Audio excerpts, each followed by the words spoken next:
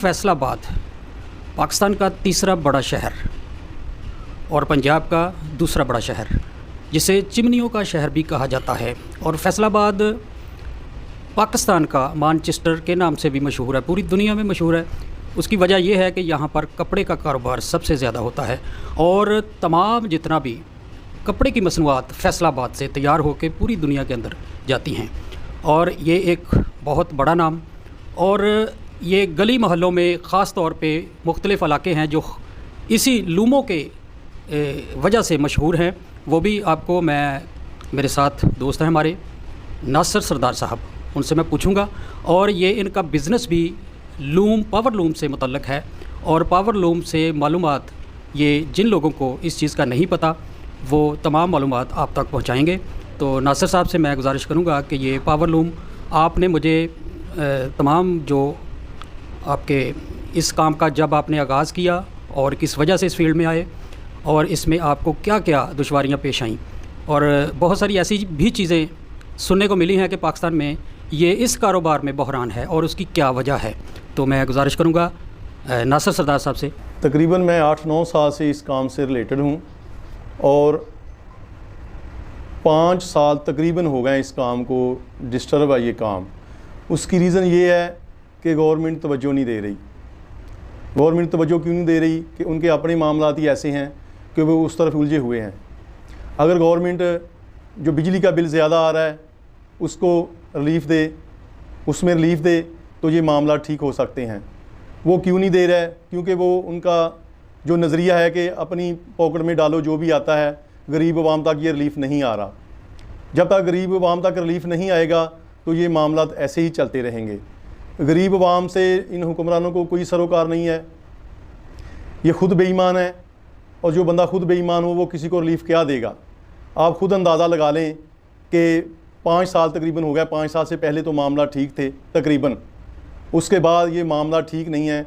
किसी ने अपनी फैक्ट्री बेच दी बिल की वजह से, किसी ने अपनी लूमें बेच दी बिल की वजह से, और ये मामला वो ख़ुद बजाय कि वो रिज़्क़ कमा के अपने घर बच्चों के लिए लेके जाए, लेकिन उसके लिए उसको वो गवर्नमेंट की मजदूरी कर रहे हैं, वो वापटा वालों की मजदूरी कर रहा है। जो कमाया वापटा वालों को, मेरा खाता है, छोटा सा खाता है, तकरीबन 50-55 सलूम है मेरी, तो 11-12 लाख बिल आता है।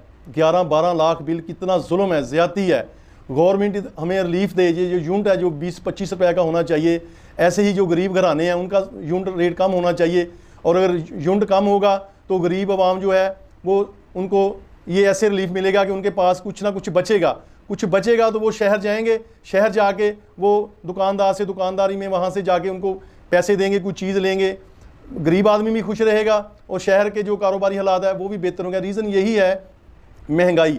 गवर्नमेंट महंगाई की तरफ तवज्जो नहीं दे रही। ये सिर्फ वादे करते हैं, अमल दरामद बिल्कुल नहीं है, साफ झूठ है। इनके जितने भी वादे हैं साफ झूठ है। गरीबों के लिए महंगाई कम होगी, बिजली का रेट कम होगा, 200 यूनिट फ्री होगा, 300 यूनिट फ्री होगा। अभी तक मुझे बताएं किसी घराने को भी फ्री यूनिट मिला है?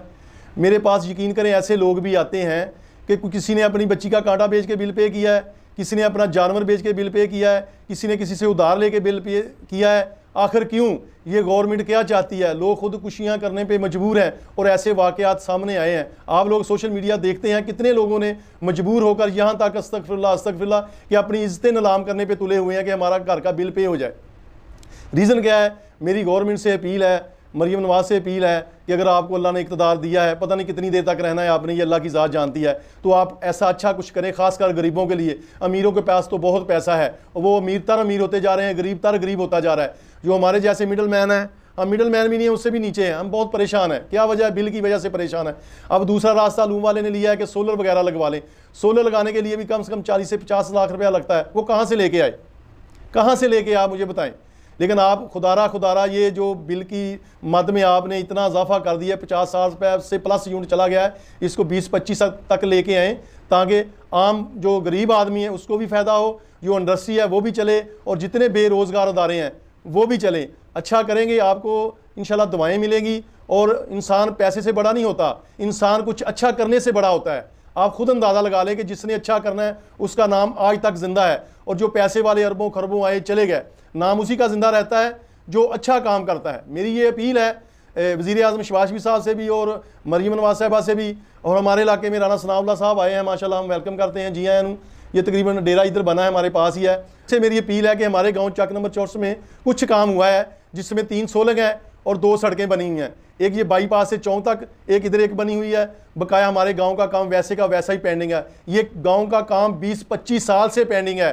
कोई भी हुक्मरान आता है वो लॉलीपॉप देता है सबको, वो वोटें लेता है, बाद में पूछता नहीं, बेशक किसी पार्टी का हो। मैं कहता हूँ राना सनाउल्लाह साहब, आपने ये कुछ, मैं 2-4 दिन पहले हाफिज फर्क साहब ने मुझे एक पेपर भेजा था, उसमें आपने इलाके के काफ़ी काम कराए, अच्छी बात। मेरी अपील है और मेरी तरफ से पावर यूनियन की अपील है और पूरे गाँव की ये अपील है। हमने आपसे मिलना भी था, कुछ आपके मामला मसरूफ़ हैं, और जो हमारा साथी था आपके साथ जिसने मीटिंग करवानी थी, उसने कहा डोगर भाई हम आपको लेके जाएंगे। राना साहब, हमें पार्टी से हट के ये कहना चाहता हूँ कि आप काम करवाएं, हमेशा इंसान का काम बोलता है, और आपने काम अच्छे करवाए हैं, इसका अजर आपको अल्लाह देगा। हमने क्या अजर देना है आपको, अल्लाह की ज़ात देगी। और जो बकाया पेंडिंग है काम, वो हमारे इलाके के करवा दें, हम आपके मशकूर हैं। और रही बात जो हमारे इलाके के और भी मामलात हैं, यहाँ चोरी डकैती काफ़ी हो रही है, उसके ऊपर भी आपने काबू डलवाना है। नासिर सरदार साहब आपसे मुखातब थे, बड़ी जज्बाती इन्होंने माशाल्लाह डिबेट की, तकरीर की, खूबसूरत अल्फाज थे और बहुत ज़्यादा गिला शिकवा भी कर रहे थे। और ये मैं कहना चाहूँगा कि ये जो बरसरे इक़्तिदार हैं, ये ख़ुद बहुत ज़्यादा मजबूर होते हैं लोग, ये कैसे कर सकते हैं। आप सबको पता है कि कोई भी जब नई गवर्नमेंट आती है तो पिछली गवर्नमेंट मुकम्मल ख़जाना खाली करके जाती है और आने वाली गवर्नमेंट के लिए बहुत सारे मसाइल दरपेश होते हैं। तो नाज़रीन कराम, बहुत सारी ऐसी बातें हैं जो गौर तलब हैं, आप भी गौर कीजिए और आफ्ताब नकाश को इजाज़त दीजिए। अल्लाह हाफिज़।